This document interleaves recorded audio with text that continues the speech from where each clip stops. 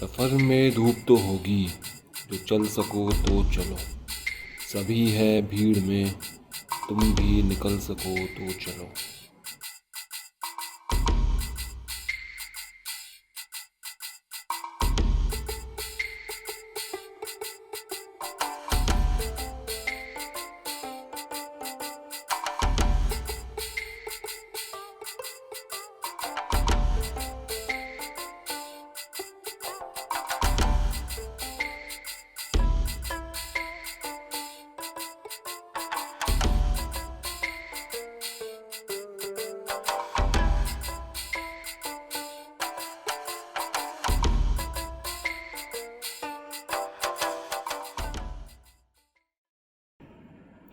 यात्रीगण कृपया ध्यान दें, खीरगंगा एक्सप्रेस मणिकरण से चलने को तैयार है।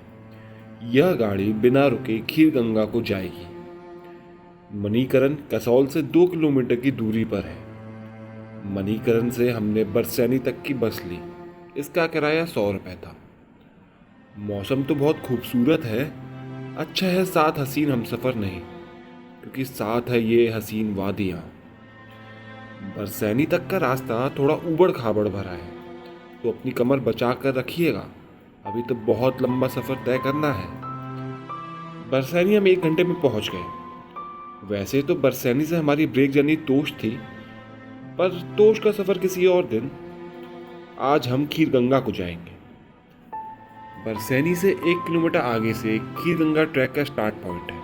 तो आज का हमारा रूट मैप ऐसा है कि हम लोग खीरगंगा स्टार्ट पॉइंट से निकलेंगे, फिर नकटन विलेज होते हुए रुद्रनाथ मंदिर से पार्वती नदी को क्रॉस करके फिर हमारा आखिरी जो स्टॉप होगा वो खीरगंगा होगा। ट्रैकिंग हमने 1 बजे स्टार्ट की, तो ट्रैकिंग से पहले खीरगंगा स्टार्ट पॉइंट पे ही हमने अपने बैग से ज़रूरी सामान निकाल के एक बैग में डाल लिया। फिर बाकी सामान इन भैया के यहाँ रख दिया, तो वापस आते समय इनसे ले लेंगे हम।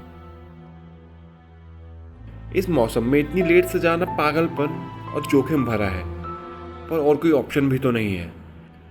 सफ़र तो शुरू हो चुका है, पर थोड़ा अपना दिल मजबूत करना पड़ेगा, क्योंकि ये जनवरी का महीना है और आगे के आधे रास्ते सख्त फिसलन भरी बर्फ से ढके होंगे।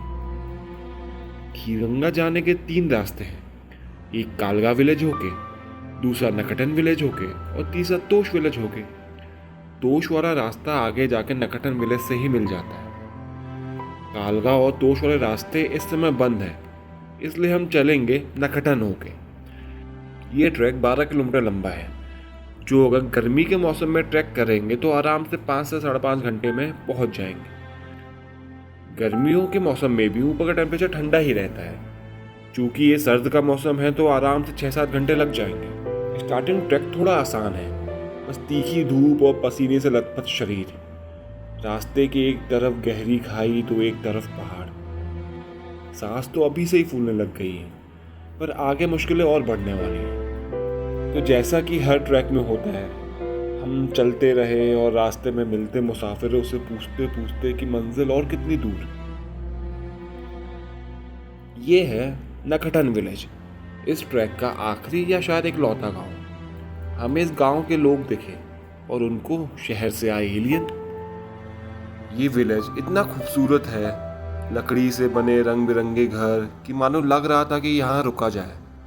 पर हमारे पास वक्त के साथ साथ पैसों की भी कमी थी। मैं ये हमेशा सोचता हूँ कि इन लोगों का जीवन कैसा होता होगा। मुश्किलों से भरा पर सुकून है। यहाँ वक्त ठहरा हुआ है।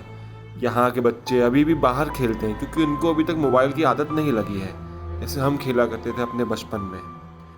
ना लोगों की भीड़ है, ना गाड़ियों का शोर है।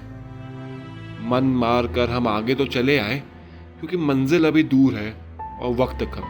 अब आप भी सोच रहे होंगे कि हम कौन, मैं और ये जो आगे आगे चल रहा है मेरा दोस्त शिवम। हम जैसे जैसे आगे बढ़ रहे हैं, वापस आने वाले मुसाफिरों ने हमसे बोलना शुरू किया कि आगे का रास्ता आसान नहीं, गाइड ले जाइए। हमने भी कहा। बस इतनी सी बात पर मेरा परिचय तमाम होता है। मैं उस रास्ते पर नहीं चलता जो रास्ता आम होता है।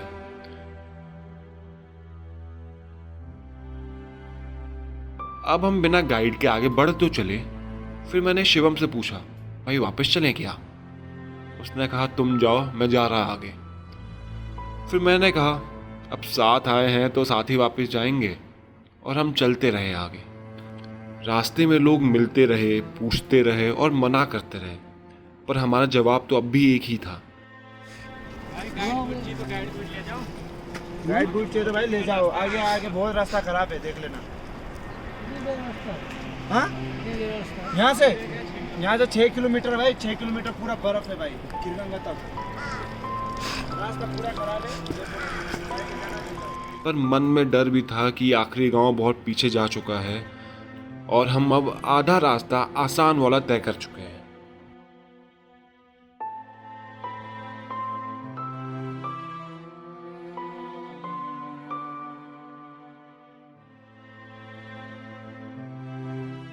और अब बर्फ की फिसलन भरी रास्ते शुरू।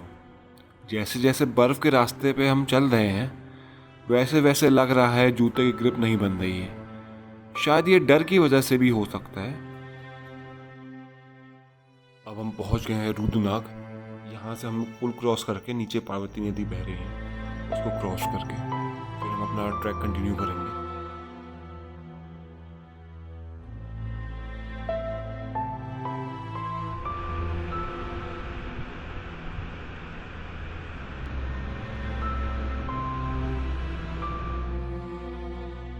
हमको अब आगे के रास्ते पर कुछ नहीं मिलने वाला, न लोग न रुकने की जगह। अभी तो मुश्किल रास्ता शुरू ही हुआ है और मेरी फट चुकी थी। मैंने भाई की तरफ देखा तो भाई बोला भग वो सड़ी के। फिर मैंने ऊपर आसमान में देखा तो सूरज भगवान बोले भग वो सड़ी के, और पहाड़ों के पीछे जा छुपे। तो ऐसा है ना कि हमारे खानदान में गाली देना मना नहीं है, पर गाली सुनकर वापस आना मना है। फिर क्या, अब वापस तो जा नहीं सकते थे। हमने अपने अपने सॉक्स पैरों से उतार कर जूतों को पहनाया कि जूता बुरा ना मान जाए। हमको अब जल्दी जल्दी चलना होगा, क्योंकि अंधेरे में ये फिसलन भरा रास्ता और खतरनाक हो जाएगा। ये जो पीछे जितने भी लोग दिखे ना, सब आधे रास्ते से ही वापस लौट गए। और जो एक दो मुसाफिर वापस लौट रहे थे, वो भी बोल रहे थे कि बस चलते रहना, रुकना मत।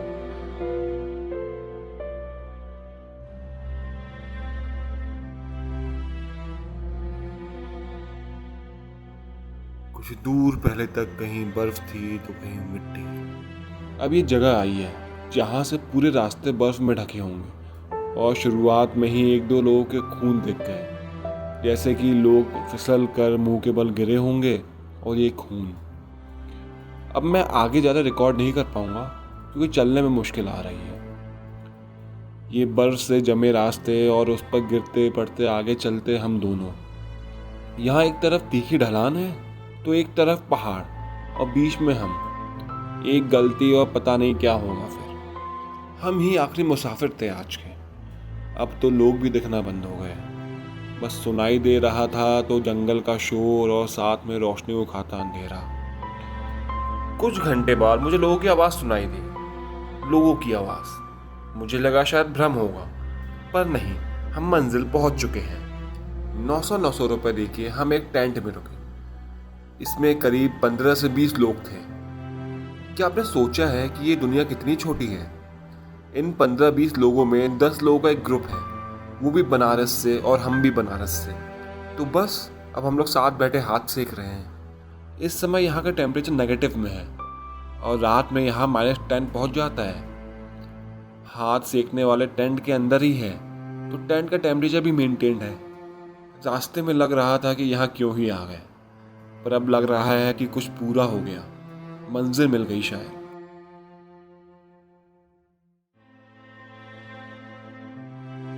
ये बॉनफायर के लपटों के बीच में भी कपा देने वाली सर्द महसूस हो रही है।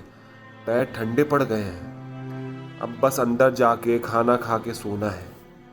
दिन भर की थकान इतनी है और अब भी उस रास्ते का डर दिल में है कि अभी भी उस रास्ते से वापस तो जाना है।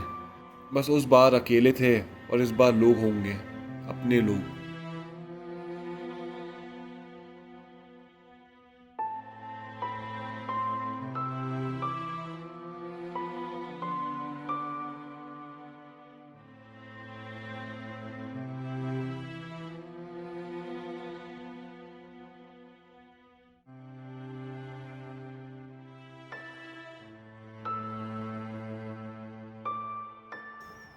ये सुबह की रोशनी और अब बस ऊपर जाकर हॉट स्प्रिंग में नहाने का मन कर रहा है। टेंट से कुछ दूर पर ही टॉयलेट बना है। पानी ऊपर से ही आ रहा है, गलता हुआ इतना कि पानी छूते ही पहले तो उंगलियों में इतना तीखा दर्द हुआ जैसे उंगलियां कट कर ही गिर जाएंगे। फिर कुछ भी महसूस होना बंद हो गया। हमारे टेंट से कुछ दूर पर ही खीर गंगा हॉट स्प्रिंग है। रास्ते में सख्त वाली बर्फ जमी हुई है, पर रास्ते के बगल में नरम वाली बर्फ भी है जिस पे हम पैर रख के चलेंगे तो फिसलेंगे नहीं। हाथ और पैर में एकदम गलन वाली ठंडी महसूस हो रही है और ऐसा लग रहा है कि हमने पैरों में जूते नहीं पहने हैं, सीधे पैर अपने बर्फ में दे मारे हो। पर शायद अब ये हॉट स्प्रिंग ही इस ठंडी का निवारण करे।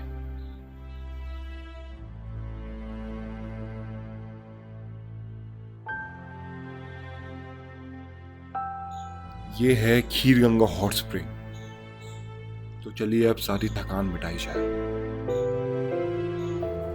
बाहर की ठंड और पानी के तापमान में इतना डिफरेंस है कि पानी उबलता हुआ लग रहा है, पर आज सारी थकान मिट जाएगी। और ये जो आसपास का नज़ारा है जिसको एक कैमरा कैद नहीं कर पा रहा। सामने बर्फ, पीछे बर्फ और ये बीच में गर्म पानी का स्विमिंग पूल। सच में कितनी ही सुंदर पेंटिंग है ये शिव जी की। यहाँ 3000 वर्ष तक शिव जी ने ध्यान किया था। यहाँ पहले खीर की नदी बहती थी, पर भगवान परशुराम के श्राप से कलयुग के लोग इस खीर की नदी से वंचित रहेंगे और बस तब से यहाँ खीर निकलना बंद हो गई।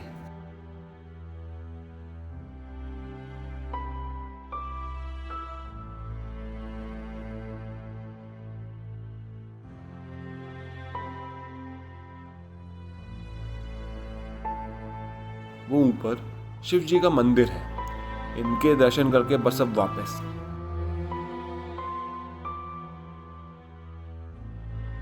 कर चरण कृतम वाक्कायजम कर्मजम वा श्रवण नयनजम वा मानसम वापराधम विहितम वा सर्वमेतत् क्षमस्व। जय जय करुणाब्धे श्री महादेव शंभो।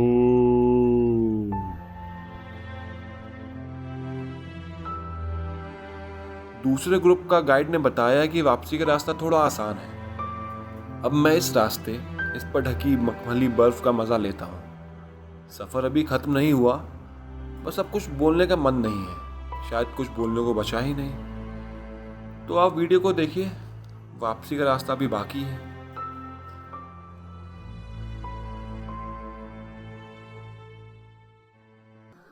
कई जीत बाकी है, कई हार बाकी है। अभी तो जिंदगी का सार बाकी है। यहाँ से चले हैं नई मंजिल के लिए।